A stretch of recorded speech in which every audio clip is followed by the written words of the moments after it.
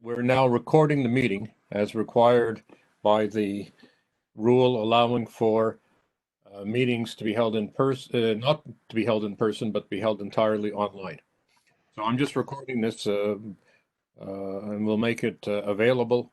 It goes up somewhere to the cloud through WebEx, and then I can download it and make it available if anybody needs it. I'm going to stop it after 1 hour and start it again. My video? I hope I'm not on video. So this is the couple of rules. Number one, when you speak, could you say your name for the benefit of the recording so we know who is speaking? And secondly, we're going to proceed to the agenda, but I am informed that we can't add any items to the agenda, though we could delete items for the agenda. Let's begin the meeting. Actually, I can see it here. The first item is the adoption of the minutes of the February 21st, 2020 meeting, which was the last meeting. Our March meeting having been postponed until today. So this is in effect the replacement for the March meeting. Does everybody have a copy of it? I think I could put it here. I can actually display it.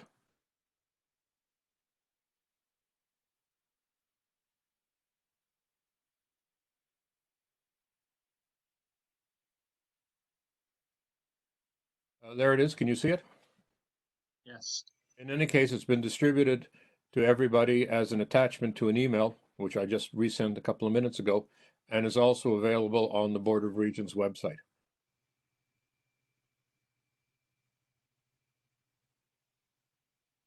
So I'll display page 1. You have before you page 1. I think the important thing is to make sure that the resolutions that we passed are correctly represented there at the bottom of page 1. Faculty Advisory Committee, the statutory statewide body of the Connecticut State College and University faculty, fully supports college governance bodies' resolutions, recalling all faculty staff from Students First committees and work groups, and encourages all college governance bodies to hold votes on such resolutions. That was the first resolution that we passed, and that was 8-0 with 2 abstentions. And the second, Faculty Advisory Committee, the statutory representative system-wide body of the Connecticut State College and University faculty, fully supports college governance bodies' resolutions to reject the Students First curriculum endorsement process as an illegitimate substitute for shared governance, and encourages all college governance bodies to hold votes on such resolutions. Those were the only 2 resolutions that we passed, and the rest is quite an accurate, I think, representation of the meeting. Is Benjamin here as secretary? I don't think that he is. Who is our substitute secretary, if any? Actually, I believe Benjamin is the substitute, if I recall. He volunteered for that duty. Oh, let me Right, go and back Lois Amy is the Lois. So you're here, Lois, aren't you? I am here. Okay, you be the secretary. Thank you very much. Yes. Okay. So, are there any modifications to the drafted minutes of the last meeting? When I call for a vote, just say yay, but make sure that you are either the delegate from your college, university, or other institution. Alternates should only vote if the regular person is not here. All those in favor say yay. David, before you go to the meeting, I do have an edit. This is Myrna. You hear me? Yes. Under my name, instead of CCSU, could you put CSU? Yes. Thank you.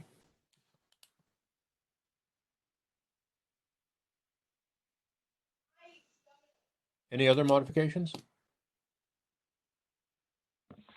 If not, those in favor of approving it, say yay. Yay. Yay. Those opposed? Yay. Nays?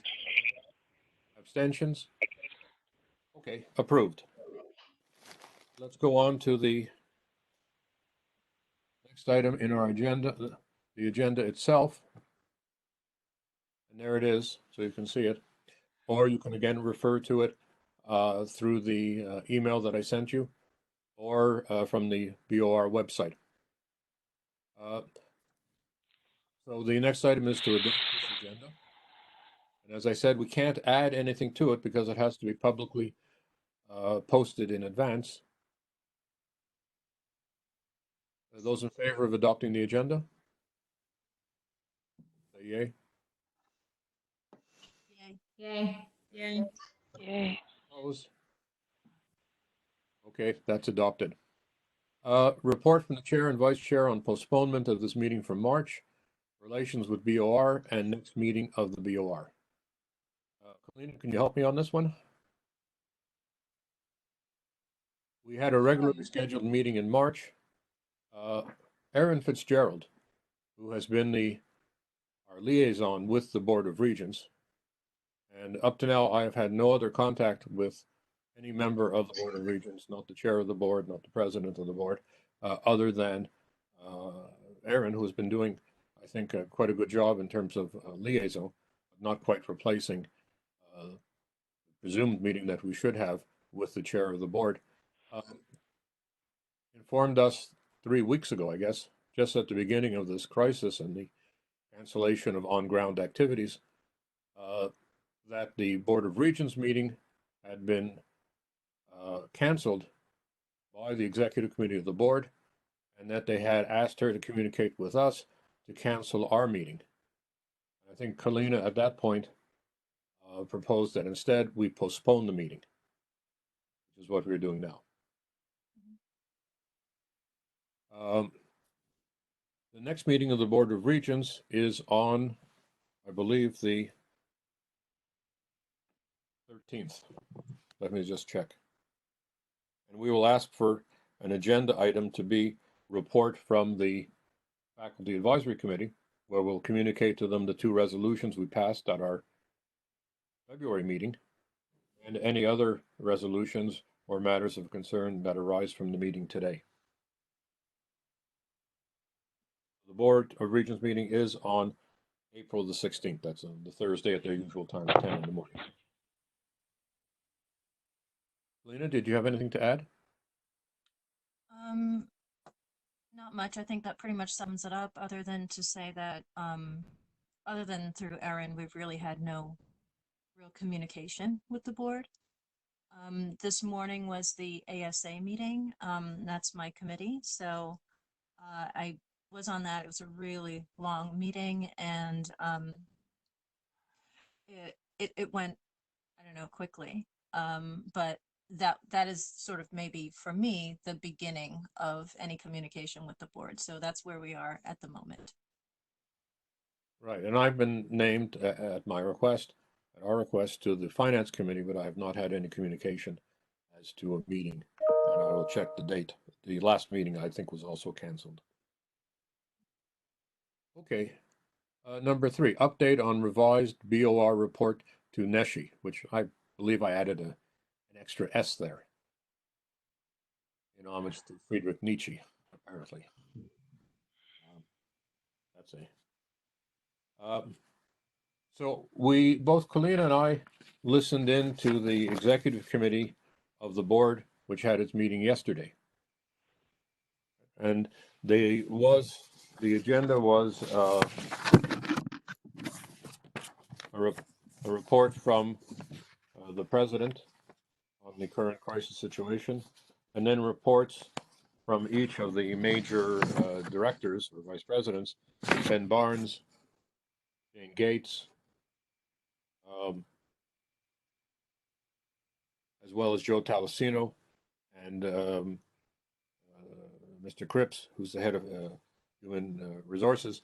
And then again, they had a agenda item on Student First Update, which included the statement from President Hosakian that they had been invited to go back to NESHI this month.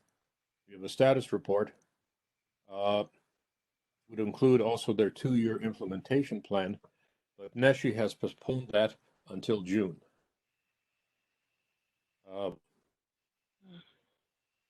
Which is their annual meeting, apparently, during which time the Board of Regents will have up to half a day to present its status report and implementation plan. But as President Ojekian stated, there will be no slowdown to the work to be done. They're going to manage the crisis and meet the mission and goals of Students First.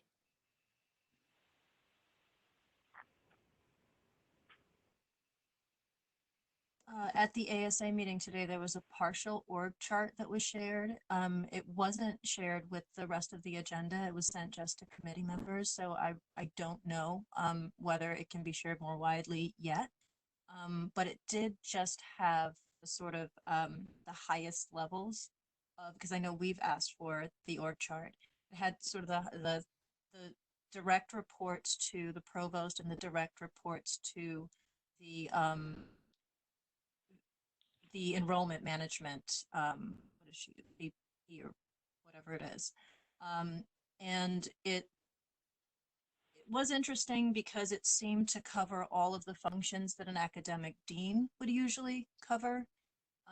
I did ask about that and was told that they are reviewing that certainly the function of an academic dean will change and they're reviewing what that will be.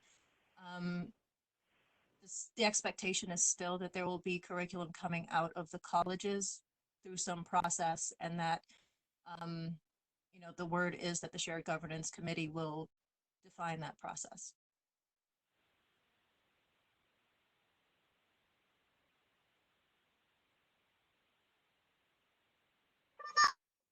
Kalina, this is Ron Picard. So I was trying to get down what you were saying as fast as I could, but I missed. Did you say that when you said the highest levels, we're talking about reported to the provost? Is that what you mean? So there's one line that's reports to the provost, and it includes 1, 2, 3, 4, 5 VPs that report to the provost.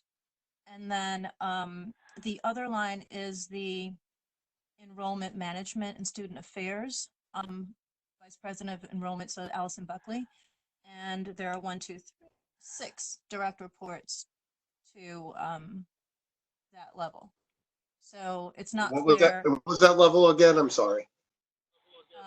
It's various vice presidents and executive directors who report directly to Allison Buckley. So it's direct reports to Jane Gates and Allison Buckley. They haven't yet figured out exactly how the colleges fit into that, and said that they're committed to trying to keep it as flat as possible, not too many layers. But it is interesting that, you know, a dean might report to several different levels before, right? There are a bunch of levels in between there. About the CEOs. Right, that's the thing. So that's not included. It's just the only thing we've gotten so far is direct reports to those 2 positions. And they say they're revising or still considering what the other positions will be doing, what their actual job descriptions will now consist of, etc. Thank you. Fran Cone, this might be a good time. This is a rumor, but it might tie into this discussion. The rumor has it that the number of deans on campuses are going to be drastically reduced. I don't know if that report has anything in there referring to this, or anybody's heard anything similar? No, I didn't hear that there. That wasn't said, but they did say they're revising the job.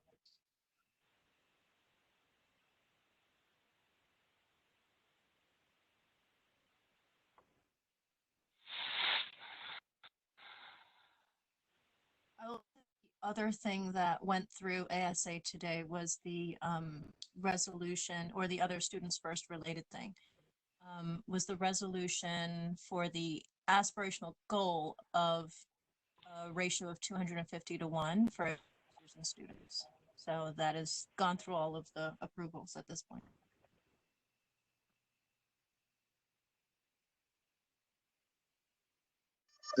And that's just, those are professional advisors. That doesn't include faculty, right? Yeah, I believe so.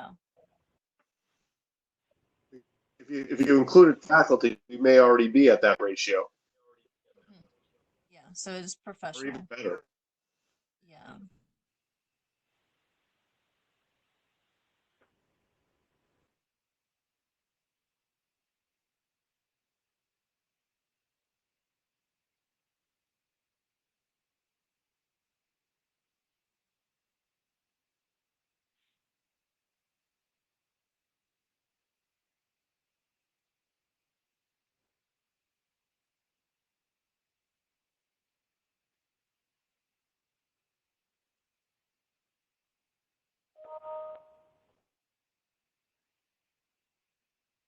I'm just curious with the ratio that this is Myrna. The 200 is, did I hear you correctly? 250 to 1? Sorry. Yes. And who came up with that as a goal type of ratio?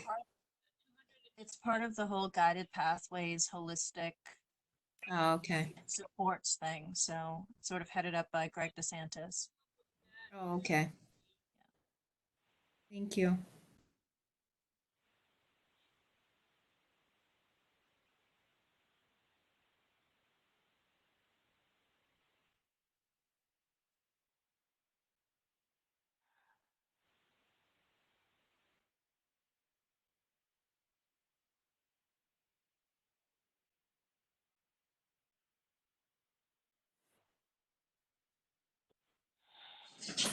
I'm not sure if someone's talking, but I'm not hearing. David, were you saying something?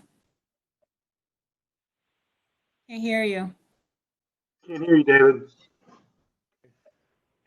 How about now? Now we can. You're back. Okay. Yeah, I must have muted myself. Muting. There had been discussion at previous meetings about having an FAC statement to NESHE. Since their deadline has now been moved to June, is that something we want to do? Seems that we can wait till June. I think.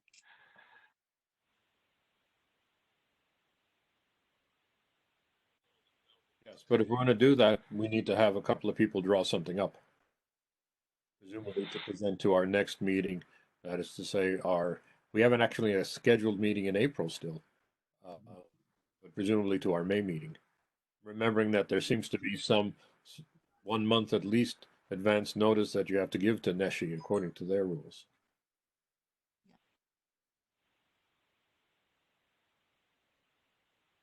I don't know if Can you repeat the question, what you asked?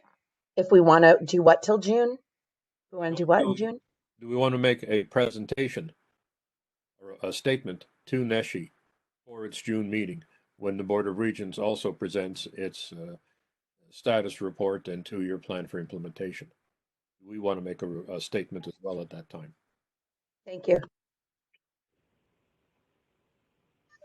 No, I think your point is important, David. It would have to be in, I think, a month before they meet, because they require a month's advance notice, right, of anything that's sent to them. That's my understanding.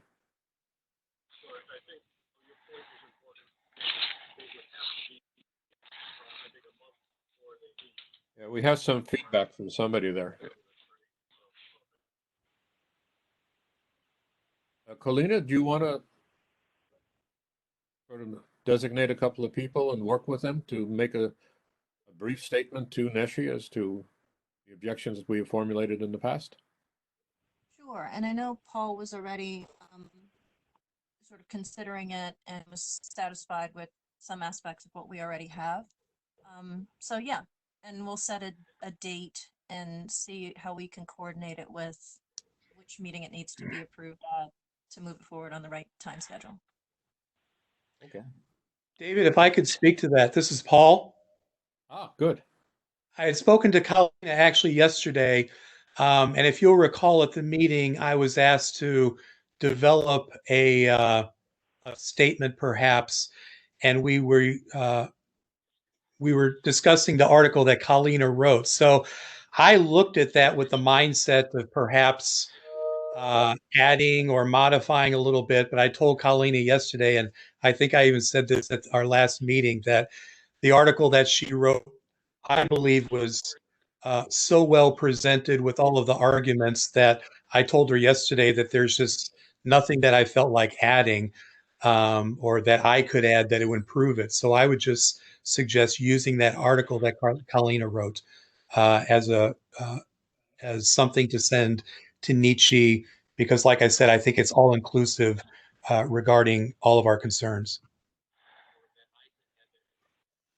This is Ron. The thing I would say to that is that we may have more details coming out in April, or whenever President Ochekian presents his latest plan to the BO. He's going to present something to them before he goes to the NECHI meeting, and at that point, more details might come out that we would want to respond to. Yeah, I agree. We can always update it, but I think at this point, it's very well done, and I think again up to this point includes everything that we would have as a concern.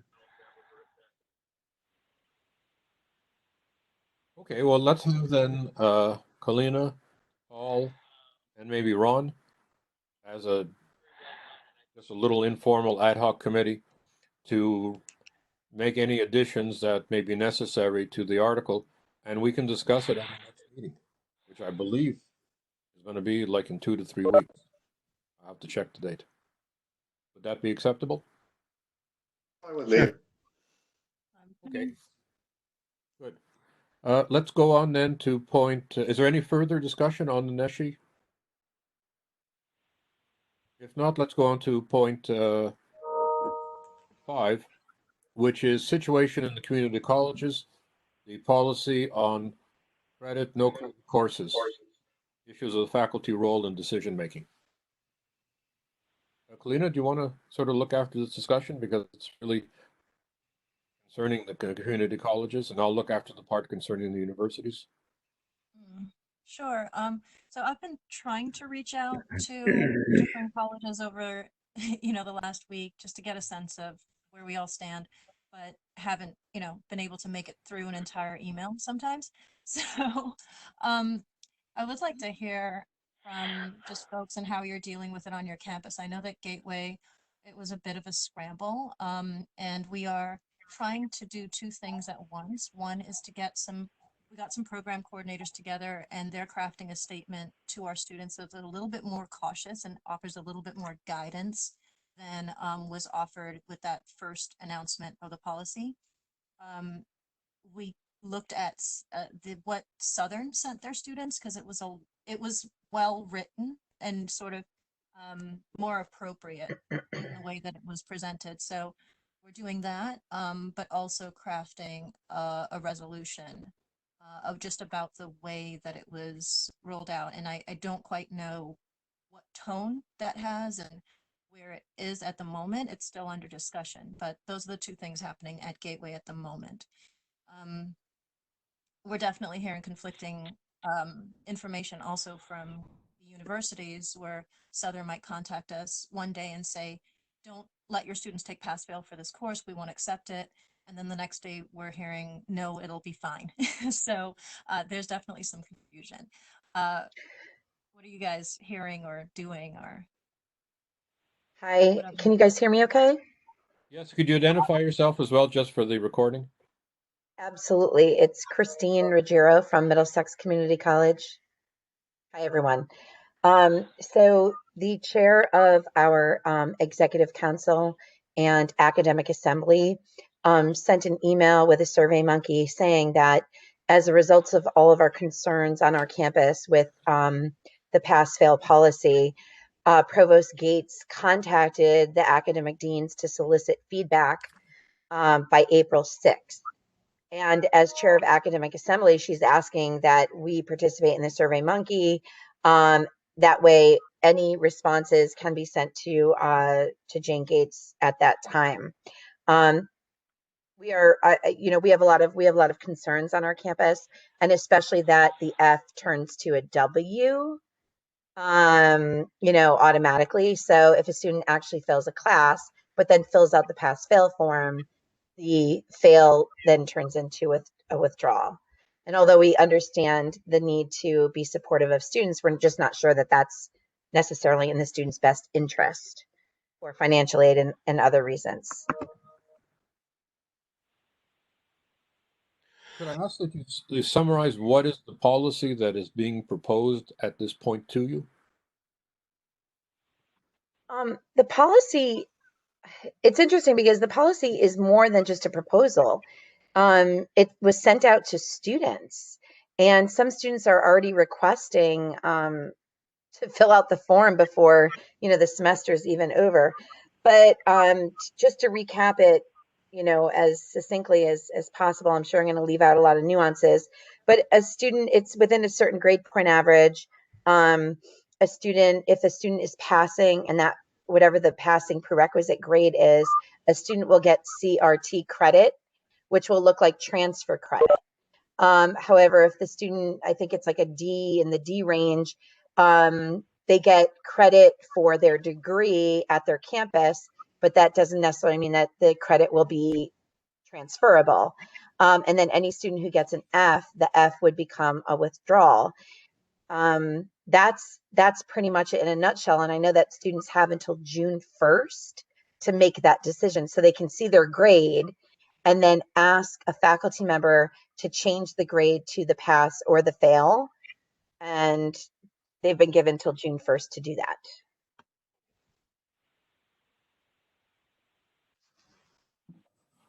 Hi, this is Mary Beth Rycheski from Suntuck. We had a faculty council meeting right before this, and I was on that meeting, and then I had to leave that to come to this FAC. And the conversation was just starting about the pass fail. So I don't really know.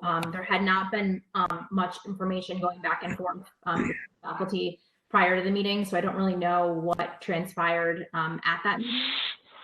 However, just as I was leaving, I did hear an update that it sounded like we were going to be allowing our students to have until June 30th to make a decision. So I don't know if that's across the board or if that's just determined at our campus, but that was the last thing I heard right before I signed off to come to FAC. This is Ben from Manchester Community College. I wanted to sort of chime in with my perspective. I work in financial aid. As it was sort of rolled out on our campus at Manchester Community College, we we were blindsided isn't the proper word, but it became obvious that the policy was sort of crafted without financial aid officers in the room.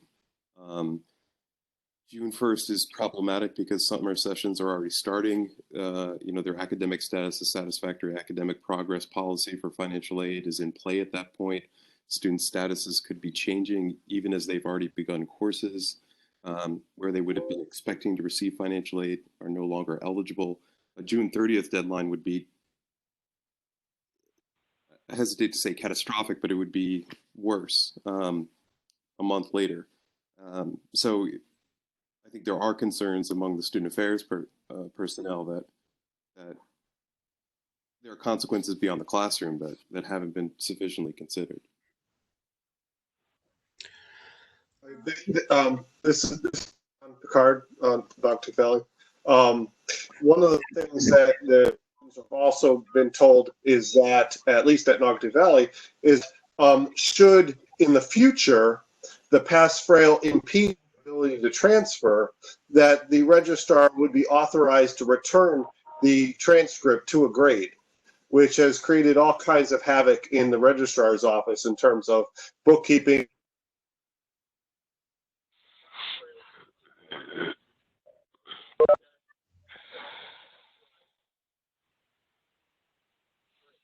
Ron, I think we lost you.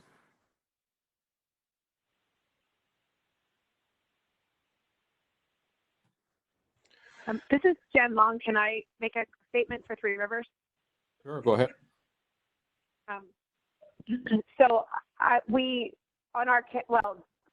Individual faculty members have been discussing this, and a rep from our faculty senate asked each department for their feelings about the issue, and our department expressed a lot of the same concerns that people have been voicing.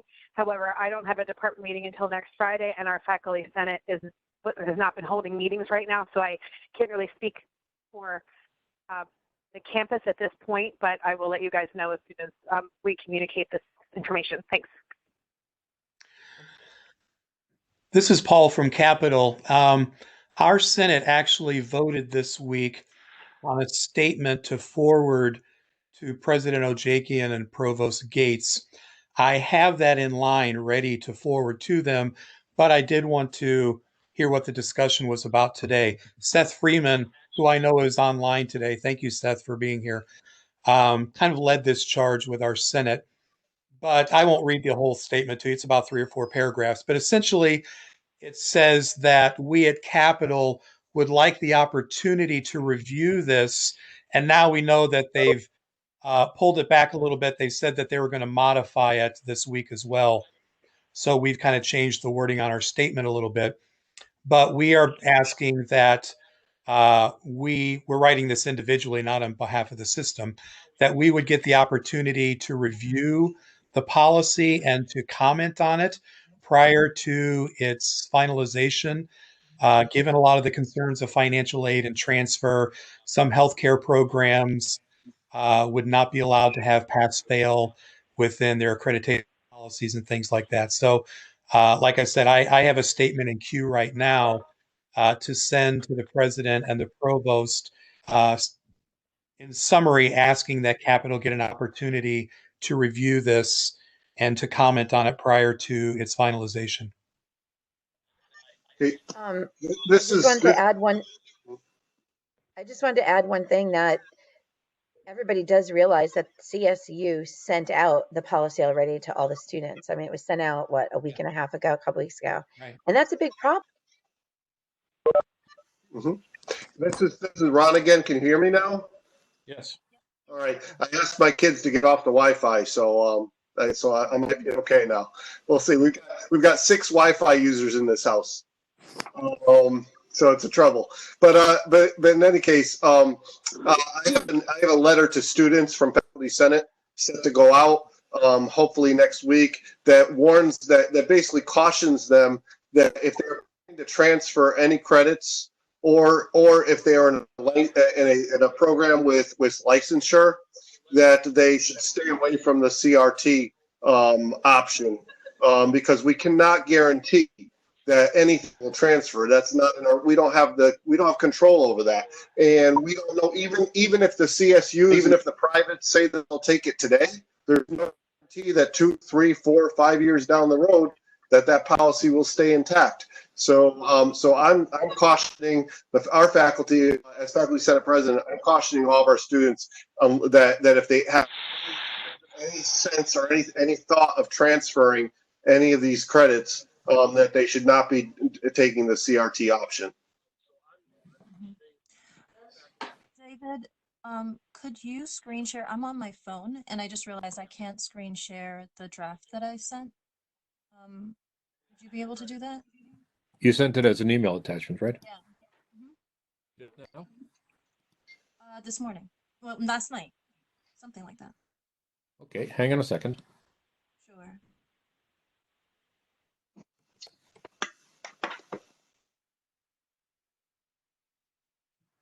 So I know that I believe at every campus, students were informed before faculty were even aware that this was under consideration, from what I can tell. And I know there's also inconsistent information. So David and I heard yesterday at the exec committee meeting that the policy was still under review. I think the day before it had been characterized as still under consideration and not final until April 15th.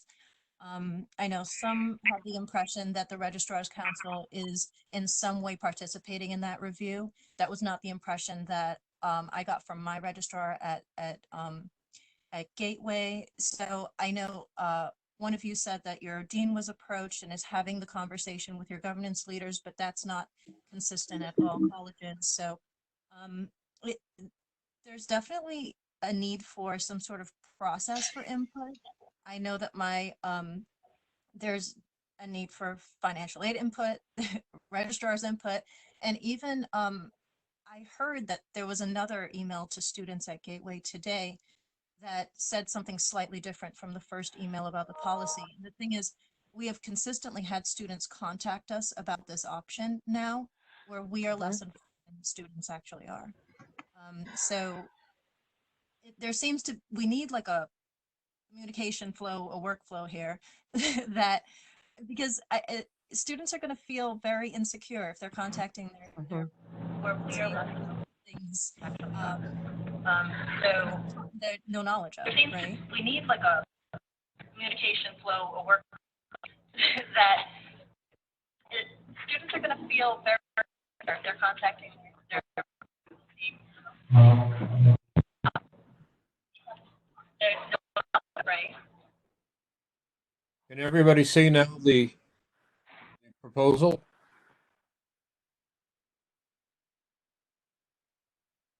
It's not No. on the screen. I think you just have to share your content. Ah, yes, okay. I Yeah. have done that. Can everybody see? No, 1 minute, it's my fault. I think if you go up to share, and you click, yeah. Share your content. Ah, yes, okay. Here we go. Yeah. That. Hang on. Okay. So I reformatted. No, 1 minute, it's my fault. I think if you go up to share and you click yes. Here you go. Yeah, here we go. Here it comes.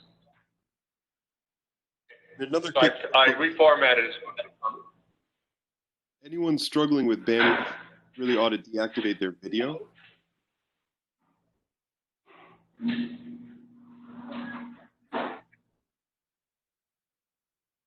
Another quick. Anyone struggling with bandwidth really ought to deactivate their video. Can people now see the screen? Yes. Okay, we'll have to read it out loud for those people who are calling in, who are dialing in, or who don't have screen sharing. Can people now see the? Yes. Okay, we'll have to read it out loud for those people who are calling in, who are dialing in, or who don't have screen sharing. David, can you also, maybe you can send it electronically for those who are calling so they can access it through their email? Yes, I'll do it right now. Thank you. It'll take me just a minute.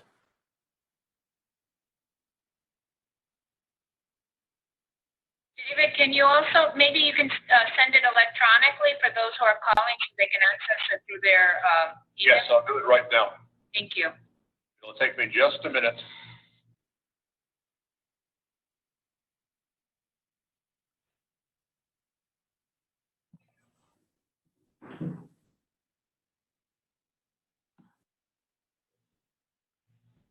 Okay, so once everyone has it in front of them, do you want me to read it or? Yes, that would be a very good idea. So I'm just about to send it out.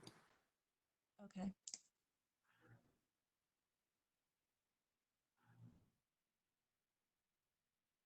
So once Okay, everyone here has it it in goes. front of them, do you Check want in me your to read email. it or? Yes, that would be very good. So I'm just about to send it out. Hey, David, I just want to say, I think that recording is playing back. I don't know what's going on exactly, but I'm hearing everybody. There it goes. Check in your email. Let me see what I can do. Hey, David, I just want to say, I think that recording is playing back. I don't know what's going on exactly, but I'm hearing everybody. Yes. It also could be feedback from somebody who has their speakers on. So maybe if everybody mutes. You came on fine.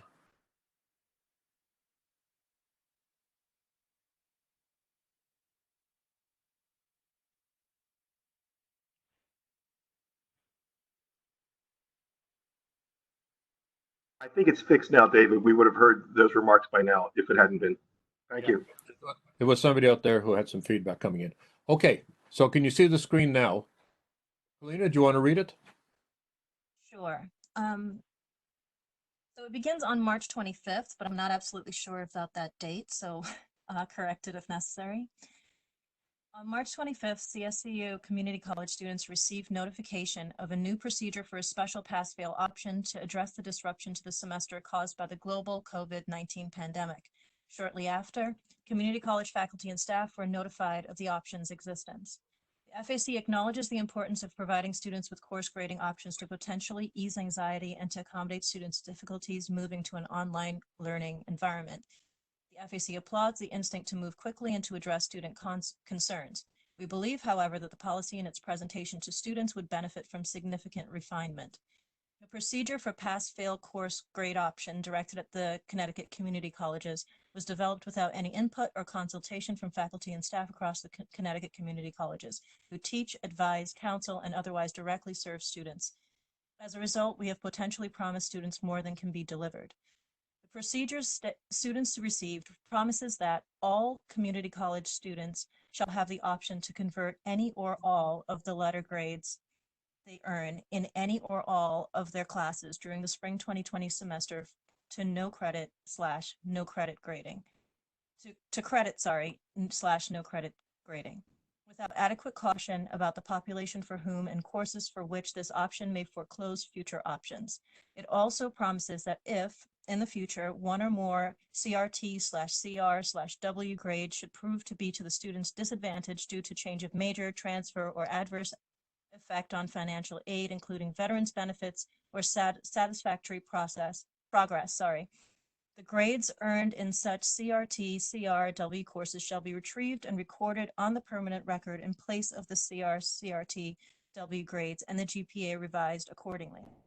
This last claim is not qualified in any way by a time limit or graduation status requirement. Many questions remain beyond the wisdom of this broad an option about our technical capacity to execute it. Our colleges are now bound by those promises, but they can and must be further specified. There is still time to remedy the situation, and it is our understanding that our community college faculty and staff are eager to fulfill their responsibility to participate in the development of policy that would affect the integrity of our programs and degrees and impact our students' future prospects. We are unaware of any process that would facilitate our input and therefore recommend the following. 1, formal input should be solicited from the Dean's Council, and ideally feedback would be informed by program coordinators and department heads from them. 2, college governance leaders who will determine the appropriate way to collect and communicate feedback from their constituents in these unusual circumstances. Registrar's Council, Financial Aid Council. 2, that input should be used to inform a specific, clearly documented policy to be reviewed and approved by the above before it is provided to students. Then, as stated, without adequate caution or guidance, there's a real risk that students will misunderstand the procedure/policy and its implications until the policy is further specified. 3, FAC recommends that an appropriate group at each college take responsibility for crafting a more cautious message about the option for their students, encouraging them to consult with program directors and advisors in the interim until a fully specified policy is available. Students should be made aware of other options that may be less limiting.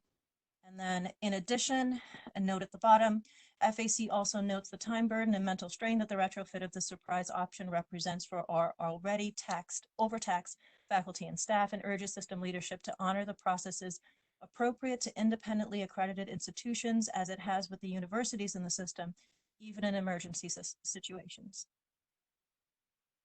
That's it.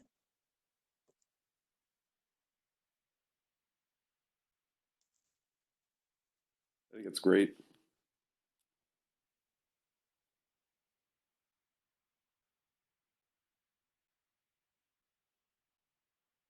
It does cover all the bases.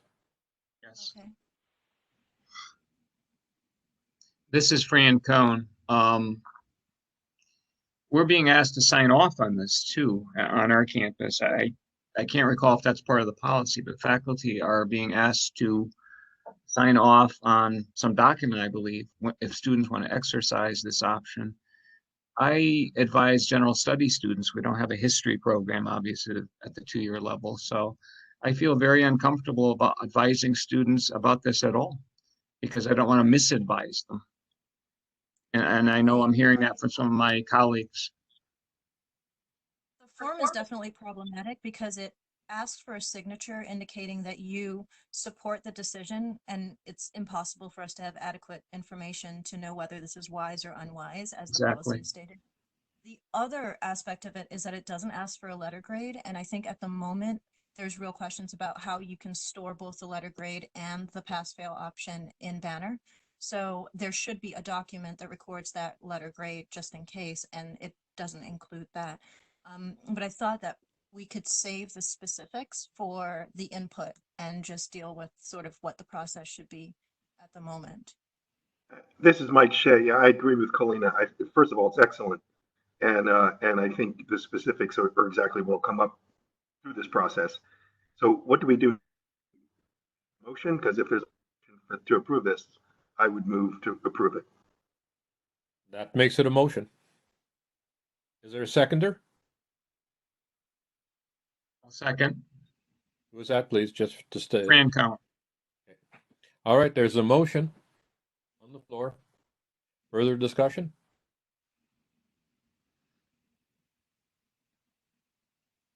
It is a very well crafted and I think quite comprehensive statement, which I could actually use at our Senate meeting at CCSU on Monday when we'll be discussing the equivalent question, although it's not the same kind of directive from the system office, but we will be discussing that question, and this would be very helpful to me as well. I think Mike would agree with that. It would be helpful to Southern. Yes. All right, is there further discussion on the motion? This is Jen Long from Three Rivers. Can you just clarify, does everybody know who is allowed to vote on this in the group? Because I know you said Barbara's on the phone. Yes, that was the point I was just about to make. Okay, sorry, thanks. Could we identify all the people, perhaps just by saying your name, wait for someone to say it and then say your name, so that Lois can keep track of who are the voting delegates? For example, I'm a voting delegate from CCSU. Lena, you're the voting delegate as well from your college? Yes, from large colleges. Okay. Other voting delegates? This is Barbara. I'm from medium colleges. Mike Shea. I'm from Southern. Mary Beth Rychesky, I'm from small colleges. Patrice from Charter Oak. Mirna Garcia Bowen. Barbara. I'm from medium colleges. Mary Beth Rychesky, I'm from small colleges. Patrice from Charter Oak. Mirna Garcia Bowen.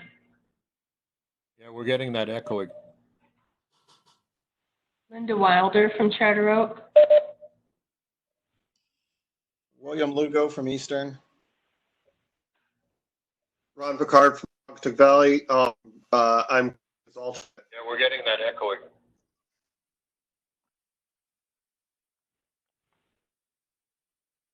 Okay, well. Lois Amy from Norwell. David Stoller from Easton, but I'm not entitled to vote. So how many people are supposed to be able to vote? I'm now looking at the 10. It's 10. 10. And I think David is allowed to vote. I think it's Western that's not allowed this year. I could be wrong, but this is Mike Shea. We talked about this at the last meeting. I'm pretty sure. William, who is our representative, is there, so I'm not. I'm the alternate. Oh, I'm sorry. Thank you. Sorry. Of voting members. Is there any further discussion? I'm trying to think if there's some way to have this as an electronic vote. One way that we could do it. You might use the chat, David. This has been. That's what I'm going to do. So I'm stop sharing and let me just get the chat back up here.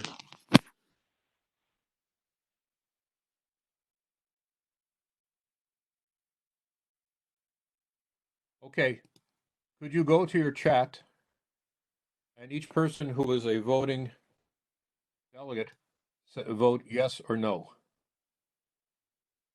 So I'm going to do it right now. Yes.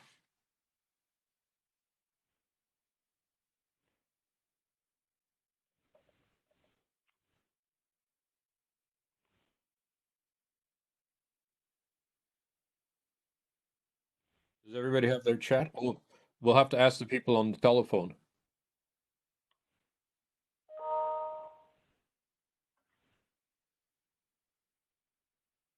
Okay.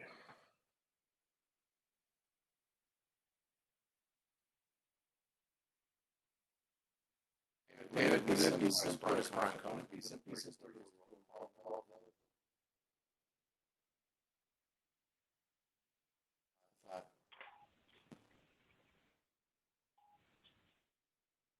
trying to get my chat big enough so I can actually see it.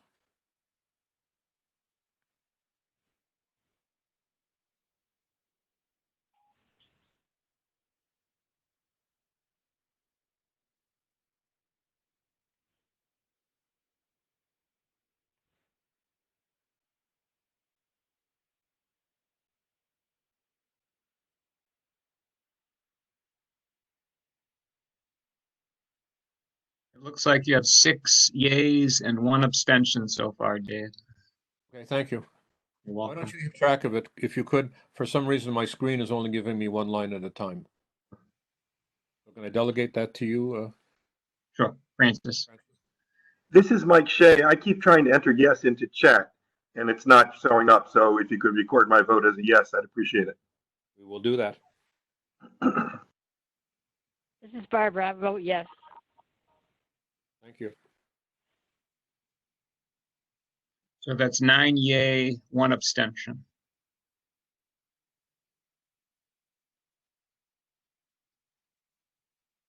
Okay, let's wait a few more seconds.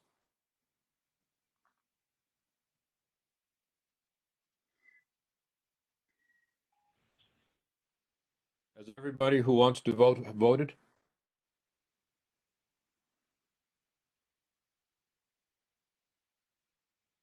Francis, could you call the vote one more time? Yeah, it looks like 9 yay, 1 abstention. Okay. Well, that's certainly a majority, Voting so the members, motion passes.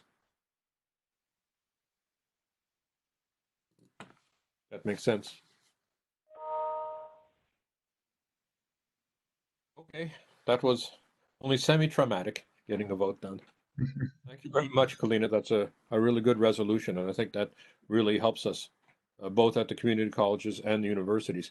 And we will send that out directly this afternoon to the Board of Regents. Because this is not something we're going to wait for until next meeting. Okay. Beth, can we share that at our campuses now that we voted on it? Yes. And that's, I'm going to follow up on that, David. Did we get I'm sorry to be so stupid. Did we get a copy of that in the email you sent us so that we can Well, share that? I just sent an email with it. So Thank you. Okay. Check your email now. It should be there. Thanks. Yes, you can share it immediately. And I think we should send it to all of our colleagues immediately. I will send it actually to the listserv at CCSU because we're going to have a discussion on what policies CCSU is going to take. And we come to that a little bit later on in the agenda when we look at the pass-fail question at the universities. That's item 7 on our agenda. All right, let's proceed to item 6, situation in the community colleges. And these are the Emergency Enrollment Management Crisis Team and the Remote Teaching and Learning Crisis Team. Again, it's in the minutes, and I will try to get it up here.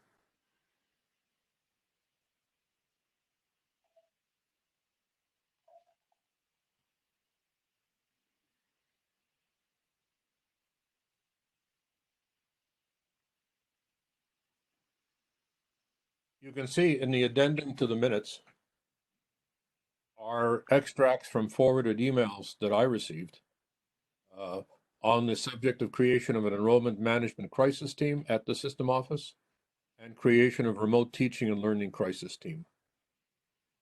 Could I read it? The enrollment crisis management team will clarify and prioritize the issues that limit student enrollment and persistence in a remote distributed environment, and provide leadership for developing solutions at the system and college level as appropriate. And then it continues. Let me jump to the end. The team will also prioritize current business processes that are dependent on paper forms by redesign for a distributed workforce. Solutions and recommendations developed by the crisis team are expected to align as often as possible with the Students First initiative. And you have a list of the membership, who are, I presume, all administration or administrative staff. Mm-hmm. The second one, which perhaps affects us a bit more, is creation of a remote teaching and learning crisis team. And that one is the remote teaching and learning crisis team will begin by identifying and prioritizing the issues that relate to successful completion of courses for the spring 2020 semester. The team shall establish a timeline for timely delivery of solutions to these issues. The group will likely need to form action teams, which will help to solve issues and do the work of guiding or providing solutions. The group will identify areas of concern related to online teaching and learning, online library, and other critical academic support services, completion of faculty workload commitments, academic accommodations, and other daily issues that arise that affect student academic success. A number of end of the semester processes exist that are dependent upon paper trails. The team shall make recommendations on how best to convert these to electronic or virtual administering. The team shall also identify and discuss adjustments and recommendations for the summer and fall 2020 semesters should the virus situation continue. Solutions and recommendations developed by the crisis team are expected to align as often as possible with the Students First initiative. And I believe you have there a list of the 17 members, of which I think you will note there are exactly 2 who are faculty. And both of them, if I might add, working for the system, not actually working for the campus. Interesting. Both Bloom and, as I recall, they're both reassigned. Borrowed. So this came up at the executive committee and was a sort of a curious discussion. Let me just get my notes. Jane Gates presented it, and the way in which she presented it was very general. And in fact, there was a brief question period afterwards. And it was, I believe, Ann Pritchard, who I think is the chief of staff to the president of the BOR, who asked in the question and answer period of Jane Gates, wasn't this just focused on the community colleges and not the universities? And Jane Gates, who hadn't said that when she did her presentation, then said yes.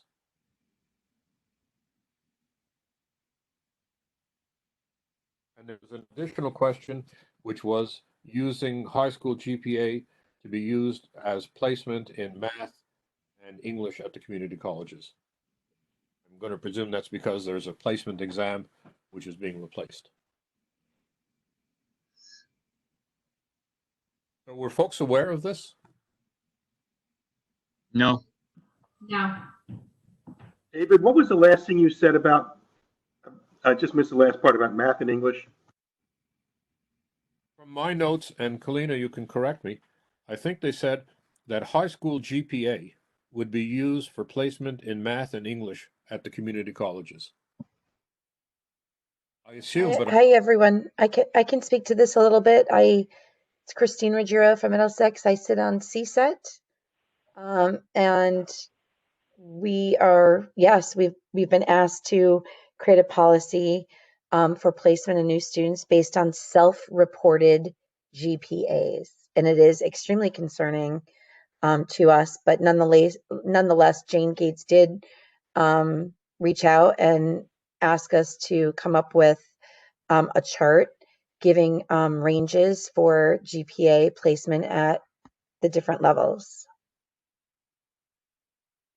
We're most frustrated by, the broken promise of having a database of high school GPAs, which we've been told that we would get years and years ago, and And now, we find ourselves really in need of that at this moment. And in absence of that, we're going to have, placement that may really not be in the student's best interest. So this would be the self-reported GPA of the student, which you do not otherwise have when a student transfers from high school or graduates from high school to a community college. Is that correct?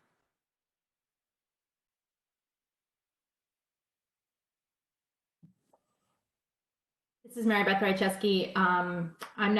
I have also been getting information from the CMAP, which is the math equivalent of CSET, and they have requested feedback from its membership regarding the policy, and I believe that the math people are tweaking a recommendation right now, but I don't know what that is. I mean, I know it will include the GPA because that's what we've been told, but I think we're trying to add maybe some tweaks to it to maybe hopefully make it a little bit better of a recommendation for students, but I don't have any more information on that at this point. We don't usually place students according to high school GPA. This is something that's been piloted on some of the community college campuses, and only recently, even before this crisis, there was talk of piloting GPA and student success at all of the community colleges. But we do not place according to self-reported GPAs. Some schools may use that in addition to other information. This is Ron Picard, Noctic Valley. Has anyone heard anything about what the plan is for students who have no idea what their GPA is? Because that, from my experience, is the vast majority of our students have no idea what their high school GPA is. So what is the plan for students who cannot self-report because they have no idea? Hi, Ron. So right now, I mean, and nothing is set in stone. This is just, we've been talking a lot about this the last couple of weeks among CSET members. And, the various colleges have different multiple measures. For instance, at my college, we give a first aid diagnostic to ensure proper placement. So we may use that sort of on the back end, whereas some other schools have resources that support a writing diagnostic and or a writing sample for placement. It would be great if we all had the same resources and could require a writing diagnostic. We do have a challenge essay, so students can take the challenge essay. And again, resources, readers vary from campus to campus. We also brought up, what about a student who comes back to college, hasn't been in school in a number of years? Their GPA probably wouldn't be appropriate either to use as a gauge for placement. So there's a lot to consider here.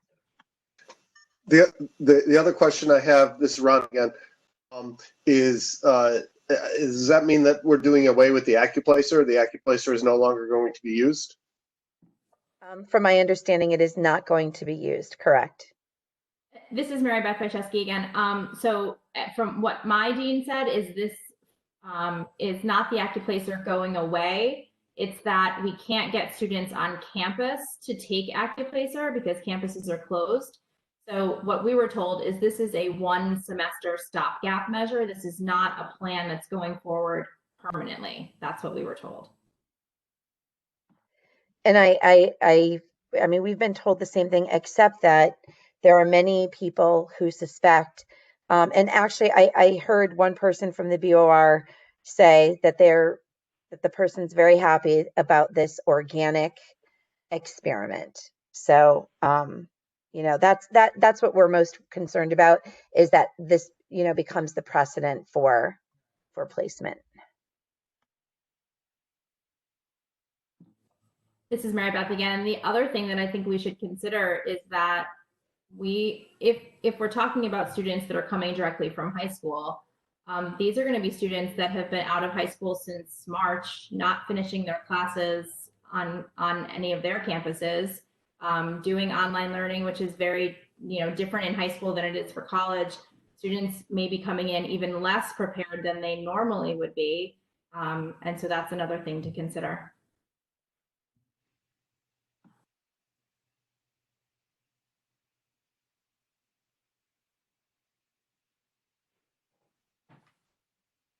All right, so some of the issues there are whether this is a one-time measure or a precedent.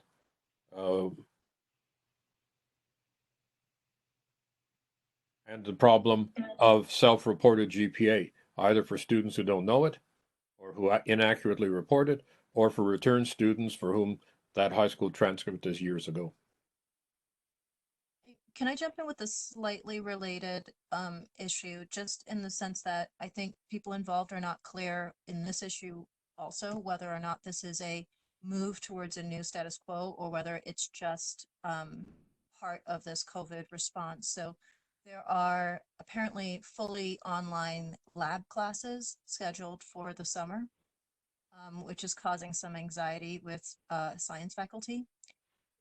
And it isn't clear whether this is a move in this direction permanently or not. It does seem that it is just a matter of the COVID response, but that hasn't been made clear. So I know that there's some anxiety like floating about that bit.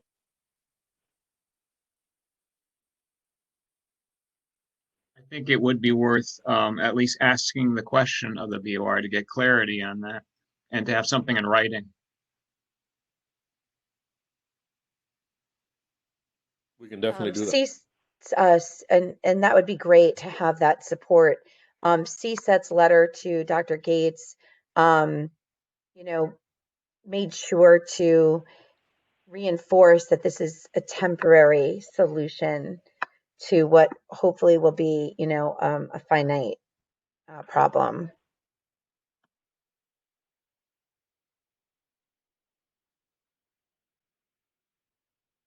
And is there anything we want to say about the two crisis teams? I mean, the thing that struck me most was on the faculty, on the academic one, the creation of remote teaching and learning crisis team, that in fact, only 2 of 17 are faculty. And now, as we've been told, those 2 faculty are actually seconded over to the system office in any case. Is this the group that you think should be formulating policy for online courses?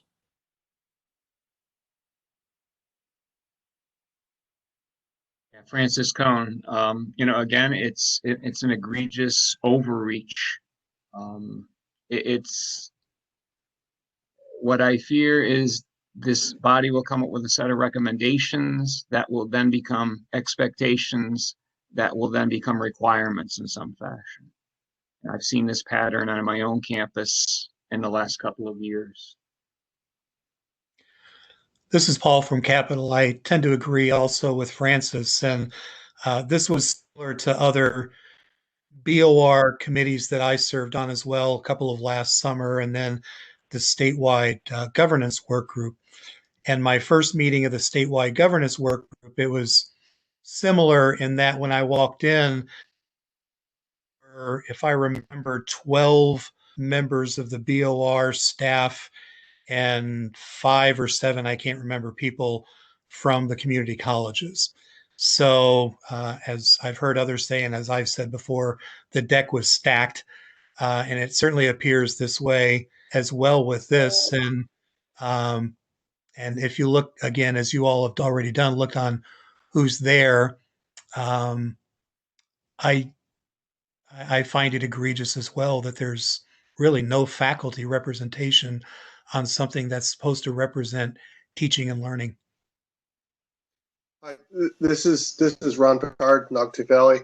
I think to look at this from another perspective, our last meeting we passed resolutions supporting withdrawal from system-wide student first committees. These look a lot to me like system-wide students first committees. I think it complicates whatever we decide to do here, because again, we pursued a strategy which I support of withdrawing from students first committees in order to demonstrate to NECHI and the BOR and others that there was no support for students first curriculum design, and that there was no shared governance. This is just another example of that. And so I think maybe we just group this with all the other committees that don't have faculty representation as just another example and this is what I mean by we can update the response to NECHI. This could be included in that update as just an example of the system office refusing to abide by NECHI standards for shared governance. That's a good point, Ron. This is Paul again. Yeah, I didn't think about that since we did send those, and Capital sent a resolution as well regarding these, as well as all the other community colleges, or most of them. This could be just their hand in saying, well, they're not interested, so these are just going to be the people that we're going to appoint. So that's good. That's a good point. Hi, Brian. This is Seth. I follow both of the points Paul and Ron just made, except that these committees are going to be addressing matters the spring, summer, and fall, right, which are not students first. You know, there might be a precedent for students first. There's certainly what impact does. So I think from that lens, it's a little bit different than saying, you know, that we should be participating. Again, that's true, Seth, and that's a really good point. I think that point also means that we remain independently accredited institutions, and whatever these bodies decide, basically, we do not have to accept, and we do not have to abide by, because again, these are not coming from our governance structures. These are coming from outside our governance structures, and we are independently accredited. So these recommendations only, I would think. I wouldn't think that that there'd be any requirement. I mean, obviously there'd be pressure from most gates on our deans, but that doesn't necessarily mean that faculty would be without rights to say no. This is not our policy at our institution. Yeah, this is Colina.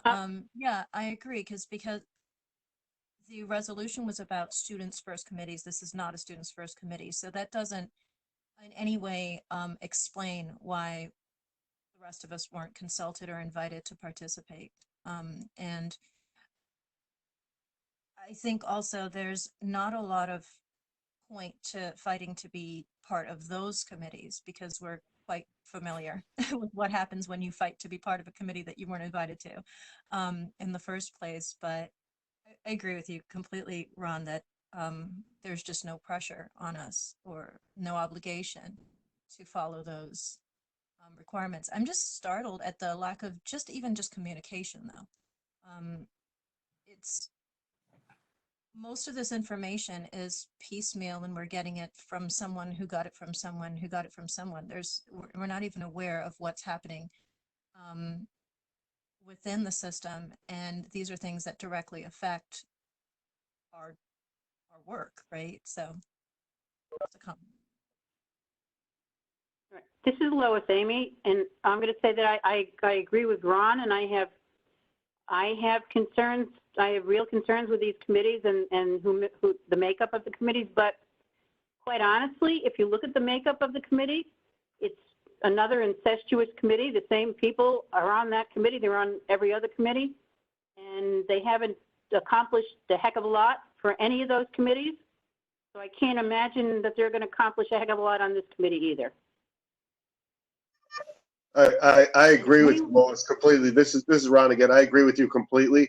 I think a lot of basically these redundancies that we keep seeing seem to me about to serve as justification for people's jobs more than anything else. That's just my sort of take on the fact that this committee duplicates stuff that they already have. They already do this. They already have people out there thinking about this and doing this. So it's just another redundancy that they keep putting in so that they can. So it seems to me to justify all of the positions that have been created up in the system. Right, and Lois again, and the fact that if we were to angle or to say, oh, we need to be on this committee, well, all right, so they'd let a couple of us be on the committee and then they wouldn't listen to us. So what have we gained?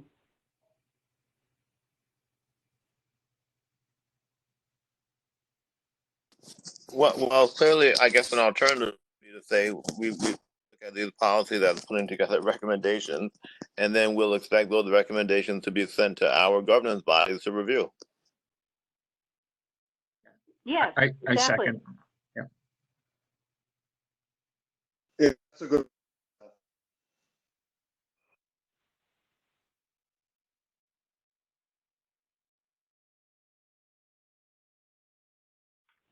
I think we lost you, David.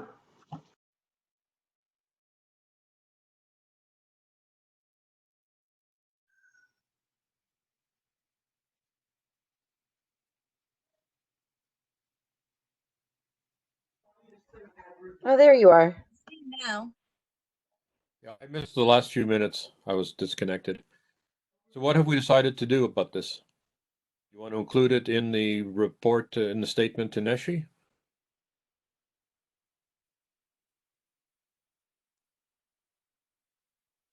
Yes, it should be another example of lack of shared governance. yeah. Okay. Let's do that then, and so that'll go to that little subcommittee that we made. I'm wondering if we can also include the specific areas where it's in violation also, because it lacks faculty involvement specifically with curriculum development. If we consider that the remote learning, teaching and learning will be developing any common curriculum, that's also a concern. Well, it's also, this is Lois again, it's also mandating that independently accredited colleges do things that this committee or this system is going to tell us to do. That's a violation of accreditation process. And Fran Cohn, I dare say that these recommendations, if they become requirements, might be contract violations also. That's not for us to decide, but that's something else to be kept in mind. Good. Let's refer it then to the little subcommittee we created at the beginning to look into the report to Neshi and have them include the various statements that we've made. I think it pretty well covers all the bases, especially the part about the processes already existing at independently accredited institutions. And what force or power does this have over them? It doesn't have any unless they agree to it. And it has to be the appropriate faculty and staff bodies. Okay, is there any further discussion on this point? Can I just, this is Lois again, can I just interrupt and ask who callers 2, 3, and 7 are? I know one of them is Barbara Richards, but who are the other two? I don't know what number I am because I can't see it on the right-hand side as usual, but it's Christine Ruggiero from Middlesex. I think I'm a number up there, but I can't say. Christine Ruggiero? Mm-hmm. Oh, no, I already have you, so you're not a number. Oh, excellent. And do you have Jennifer Long from Tree River also? Jennifer Long, L-O-N-G. You must be a number. Okay. Okay, I have one more number. Well, Barbara is number 2. Who's number 3? Right. Number 3 is Jennifer Long. And who's number 7?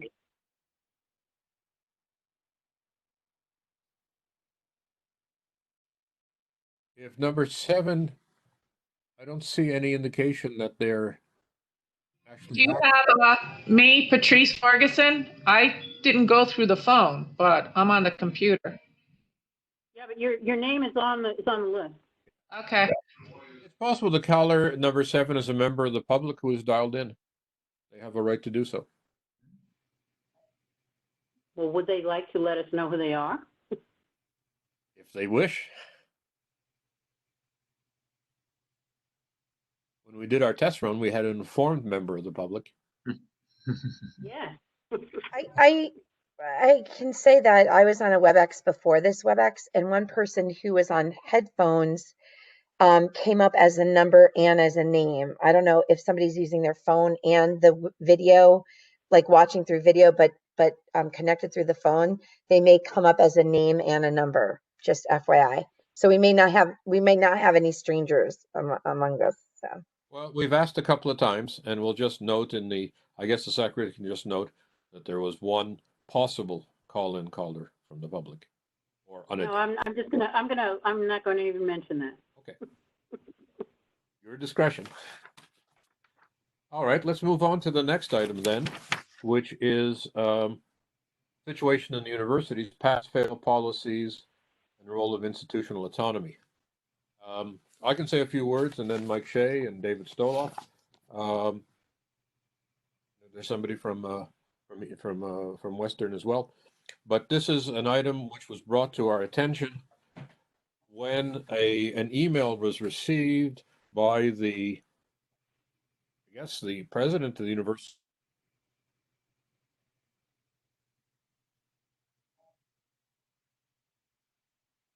We lost you again, David.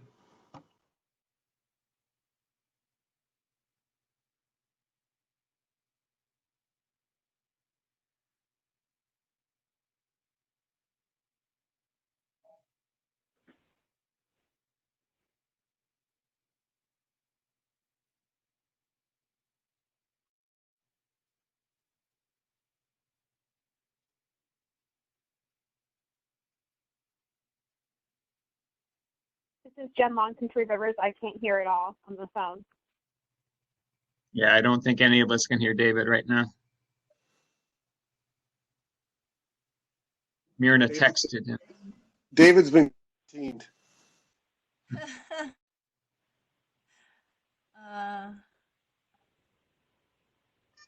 I guess Kalina takes up.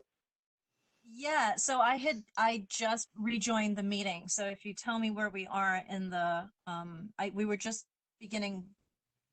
Hold on, here we are. I got my agenda. Are we talking about the universities now, though? Yes. I think David's got that. Does anybody else want to give a status report at the universities?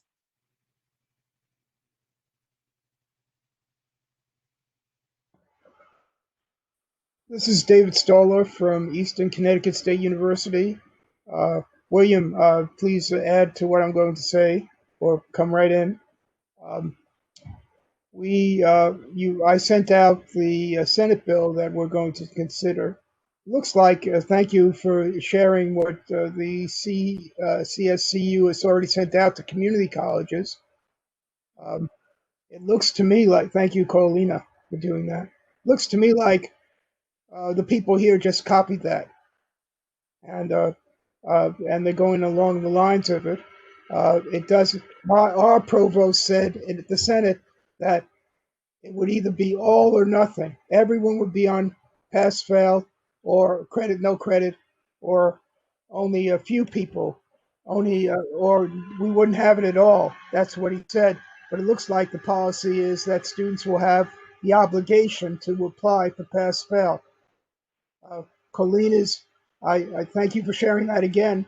That policy is rather strange. A student can see the letter they got and then decide to put it on pass fail, which is quite an opportunity for students to not do anything, just pass the class. The problem for someone in teacher education and other professional fields are that if you get a credit for math and you want to become an elementary school teacher, it's going to not help you when you apply for a job. It'll mean, what do you got a credit? That really is a proxy for not doing very well. It's not something that would be honorable and make it easy for someone to get a job. So the ed department's our education department is going to tell our students, don't go credit, no credit on our teacher ed program courses, because it'll look bad when you go for certification and ultimately for employment. So that's I think we're heading in along the lines of this. I'm not surprised that we're following the policy of the CSCU, and we'll be discussing it. But it looks like it'll probably be passed at this policy because the Senate Exec Committee put it forward, and they have a lot of power in the Senate. Once they set it forward, it's likely to go through, particularly because the president would like to have it go through, and she sits in the Senate. So that's about Eastern. Otherwise, they're collecting heartfelt stories about learning online from faculty, including some faculty who are doing a film series. We'll be watching a film together. So, any questions, let me know. Right, for Central, I'm sorry, I lost connection. What I was saying earlier was this was all based on a email from Jane Gates saying that there had been a petition of students from CCSU asking for a pass-fail policy. We have no information that this petition ever was presented to anybody at CCSU, so it remains a mystery. But just to mention a few of the problems, because we've been discussing this on the faculty steering committee, of which I'm a member, we don't allow pass-fail for courses in a student's major or minor, and for good measure, not in general education either. So all of that would have to be modified if students would be allowed to opt for pass-fail in any course. And I'm pretty sure that our Senate, which is going to vote on this Monday, is not going to agree to that. Note that there's a whole bunch of exceptions which people have pointed out, even for courses which are so-called fall-through courses, electives. Namely, an elective may be encumbered in general education for students in a major other than the department which offers the major. For example, Philosophy 144, which is moral issues, is a course which is students can take as an elective. They can take it as part of general education. They can take it as part of their major in philosophy, but it's also an encumbered or directed elective for students in criminal justice in the criminology program. There are a whole bunch of other problems, namely for some of the programs, I think it was mentioned earlier, where certification is required. It might not meet the standards for various accredited programs. Students going into business or education are accepted as juniors, but then their GPA has to be 2.7. For nursing, I believe it has to be 3.0. If they have a whole bunch of P's, that may not raise their GPA to the level which would get them admitted into those programs that they desire to get admitted into. So there's a lot of problems. I can only say what I have suggested, which is that we relax the period in which a student can declare a pass-fail to say May the 1st. I don't think it's good to wait until after they receive their grade to decide. And perhaps, some people have mentioned it, allow students to withdraw without faculty permission after the midpoint of the term. Currently, our policy is you can withdraw from any course without faculty permission up to the midpoint. Thereafter, you need permission of the faculty member. So all this is coming up for our faculty senate on Monday, but I think one of the points that I and others will make is that the board system office have no power to decree a policy over our duly constituted Senate body. The contract says that faculty give out grades, and it also specifies that the Senate is the policy-making body for grading policy. Okay, so this is Mike Shea from Southern.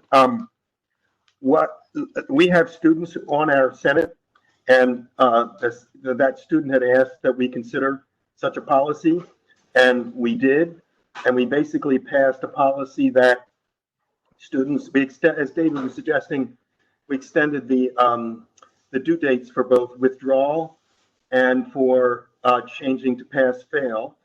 But we also set up a situation where each department gets to decide whether a course can go pass-fail or not. And so for a student to get the permission to pass-fail, I think there's the advisor and the department chair have to sign off on it. So it was a way to try to address the concerns, because some departments have big concerns, others less so. I think a lot of people are aware of how stressed students are under this situation, and they may not They may not do very well, and we just wanted to give them the breaks we could. And the student government was very appreciative of our passing that. So it tries to walk the line between departments having say, students having choice, and extended deadlines. And the advisors too have to sign off so that students don't make the wrong decision. The other thing that came up was, nationally, this is happening all across the country in terms of these kinds of changes in universities. And the fact that everybody recognizes that graduate schools have already sent out notices that, about this semester being different. So I think one other suggestion was to put COVID next to the grade so that people know it came in this semester, which we couldn't imagine in the future, even 5 years in the future, people are going to know if somebody was in class this semester, they probably were dealing with all sorts of stresses. So that's what happened at Southern. Can that document be distributed to FAC members? I guess I can get, I can probably get it from our Senate president and send it to you all. And after Monday's meeting at CCSU, I'll send you what we decide. We are establishing a precedent, and I think the CCSU policy may be even slightly more restrictive than the Southern policy that Mike Shea has just mentioned.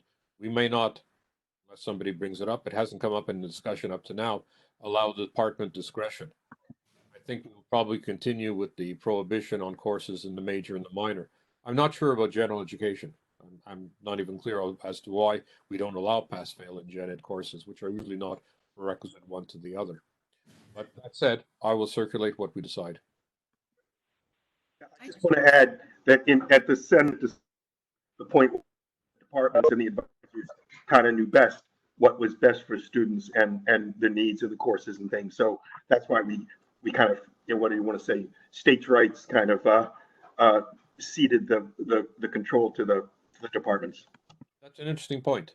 It also increases the workload for advising, because we're advising students now for fall courses, or switching on to fully online, and then there's going to be this additional advising on the question of pass-fail or for the. Yeah, that's true, but again, what we thought about was the workload that's been increased on the students is even more so. I mean, so many of them trying to clamber on to figuring out how to do online learning and stuff. So even though it's more work for us, we're trying to help with the students who are also facing a lot more work. So you're right, it does affect the advising that way, though. Well, this is Ron from Nugget Valley. The students were advised at the community colleges through this policy that was dictated from the system office that all courses in the be accepted by the CSUs, okay, pass fail. Now, we know obviously that now the Senate, the CSUs are passing different policies, okay, but the promises that were made to students through this statement that came out publicly was that the CSUs would accept all pass fail courses that are in the TAP programs, the transfer programs. My letter that I'm sending to students next week is saying that we can't make that guarantee. But I'm listening to what all you are saying. In fact, given that every state university is establishing different policy regarding what courses will pass fail and what courses will not be, I think the only way for advisors at the community college level to do this appropriately without hurting students is to tell them that they should not take pass fail for any courses which they think they may want to transfer in the future, because otherwise, I mean, we're going to have to advise them state university by state university, and there are very few faculty members or even professional advisors who could do that.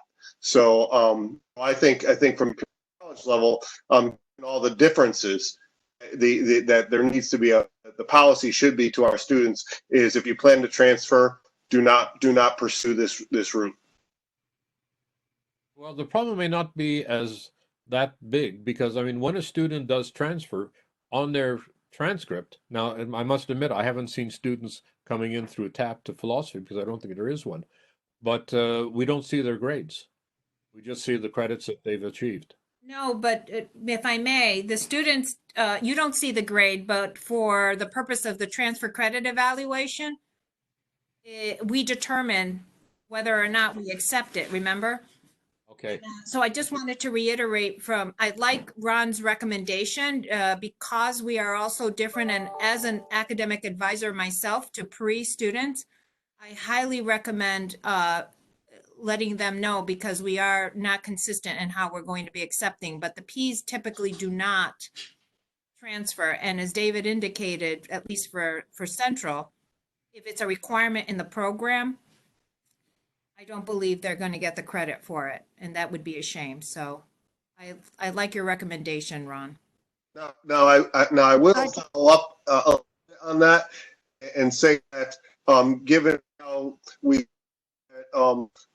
President Jakian run relations, given all of these differences and the difficulties in transfer that will result, that blame is going to be placed squarely on the shoulders. We need to be aware of that. That's all. I just wanted to make a comment about this policy and the other things that are going on, setting up those committees to run everything. The system office at this point, in terms of the community college relations, seems to be acting as if it is already one college. And I know people have been saying the accreditation, but also in a very uninformed manner that you'd kind of expect from people with a lot of power and not much knowledge about academic life. And I think we're going to see lawsuits coming out of all this. They make promises to the students publicly and then don't keep them. It's going to be a big mess.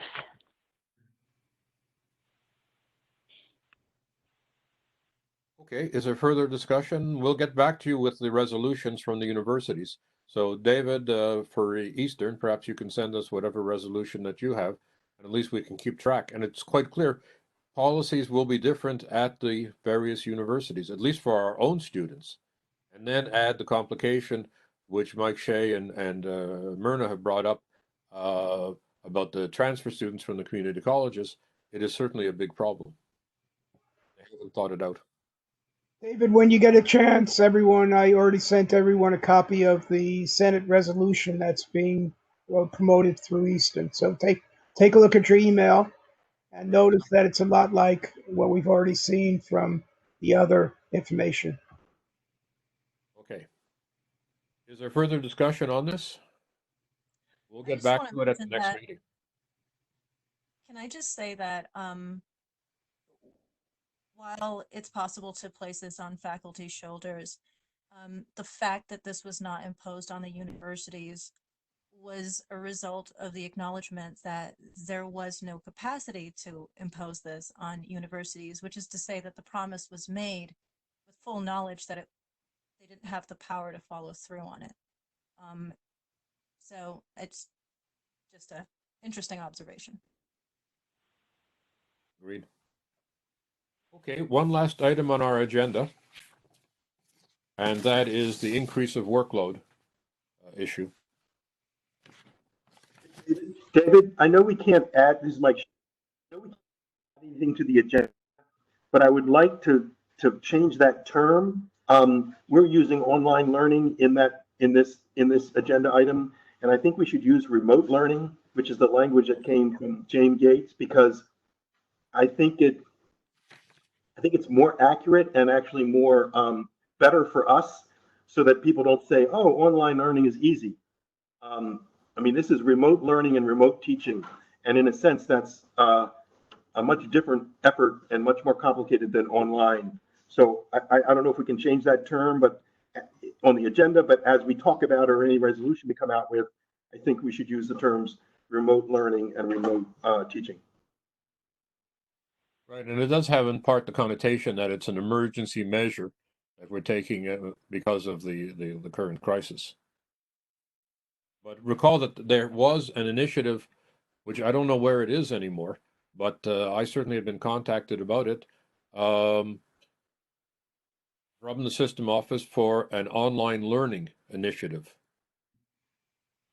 And I know that I spoke with Kevin Corcoran, and I think I mentioned this at a previous FAC meeting, and subsequently he had said there was going to be a telephone-in meeting. I never heard about it, but he did contact the two other persons at CCSU, the acting graduate dean and the acting dean of business, who the president had nominated to this committee, and spoke with them. I haven't had a chance to get back with them. He didn't consult with me again. So there's that, which is sort of in the background.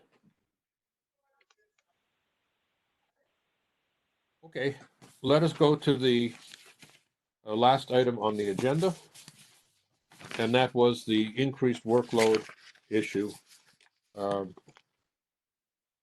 Francis, I think you brought up that question. Yeah, I don't know what to do with this without making it sound like a gripe session, but I think more looking forward, I'm concerned about obviously this pandemic continuing to affect what we're doing into the summer, perhaps the fall, perhaps even next spring.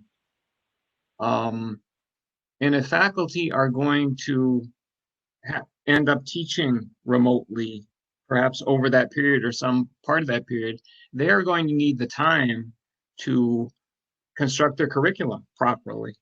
You know, what we're doing here is a Band-Aid approach, obviously, most of us. And I don't know where that time is going to come from. Also, we are off contract in the summer. So technically, we cannot be required to do work in the summer. So I don't know what the answer to this is, but I really fear we're going to be laden with this enormous burden of work to do.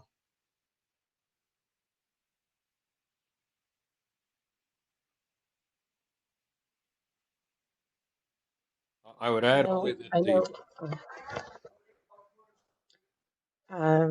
was just going to add, Christine from Middlesex, that we're feeling the burden of this work already. And I had a WebEx earlier on advising, and the advising expectations, I don't even have a better word other than ridiculous, in addition to what we're already doing. I mean, what we're expected to know and understand about codes, financial aid, I mean, it's so detailed. And then we were asked today in our extra time to send courses to our new advisees to make recommendations for courses if we didn't hear from them.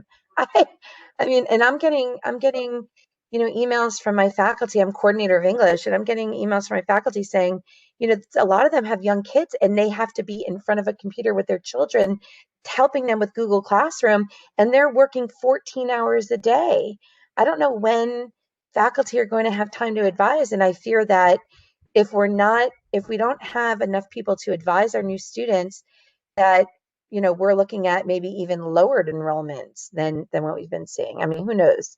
But I'm just saying it's just a lot. I'm glad that we're talking about this, actually.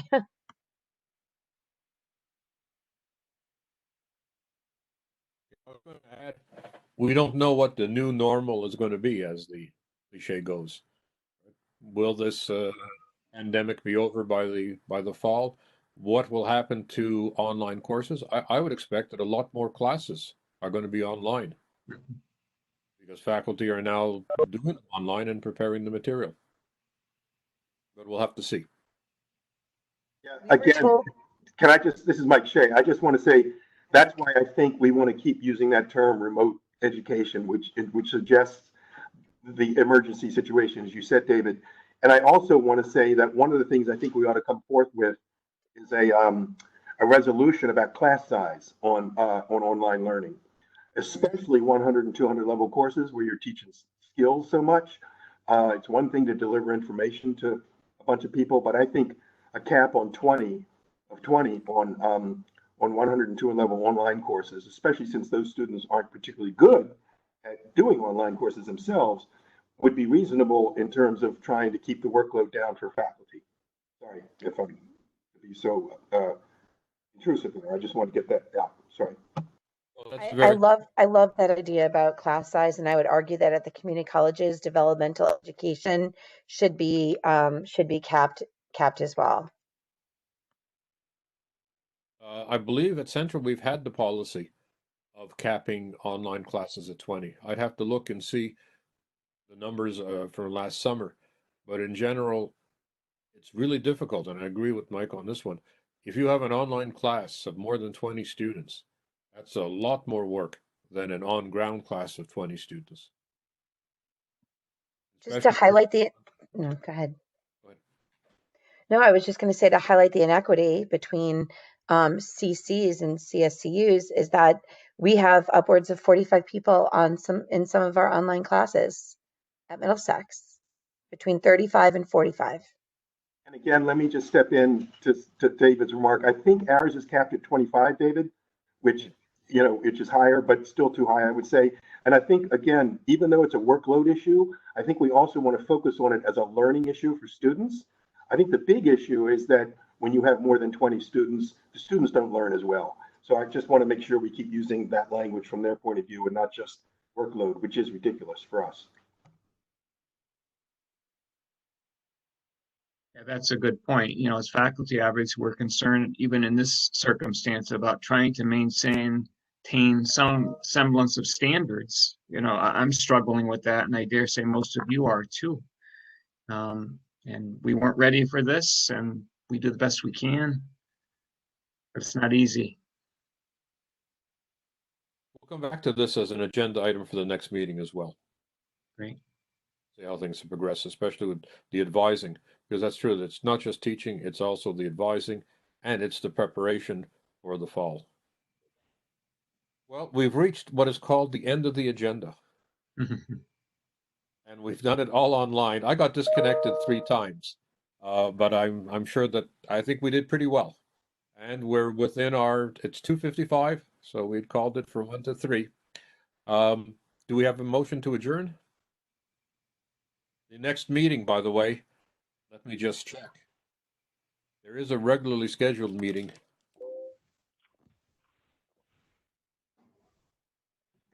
I think it's 2 weeks from today. Yes, I think that's right. That was the regular April meeting. So I think we should maintain that, especially because it's been posted. So we will see each other in 2 weeks. Faculty Advisory, April 17th.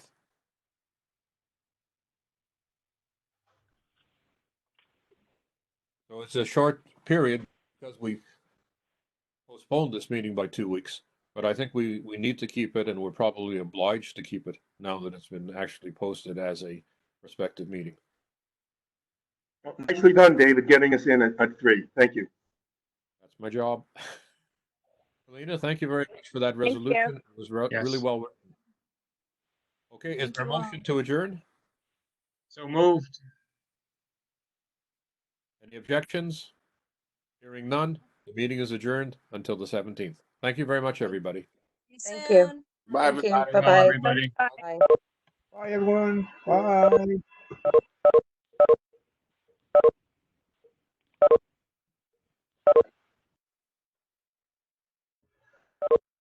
It's the David to David handshake. I'm trying to get out. It's not letting me out. Oh, here it goes. Take care.